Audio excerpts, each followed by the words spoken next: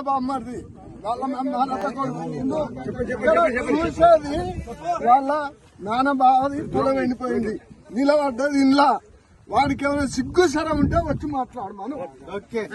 గ్రామం ఆసామి వ్యవసాయ వృత్తి మనిషిని, కానీ మాకు ఇక్కడ ఏ పెద్ద మనిషి ఎమ్మెల్యేలు పట్టించుకుంటారు, ఎంపీలు పట్టించుకుంటారు. ఎండిపోయిన పొలాలు చూస్తలేరు, మమ్మల్ని పట్టించుకునే దాతలు లేరు, దక్కులు లేడు.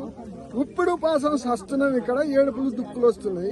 ఎవ్వరికి ఏం సాయం చేసినా ముందుకొచ్చే మానవులు లేరు. ఎవ్వని కడుపు ఆడే నింపుకుంటుండు.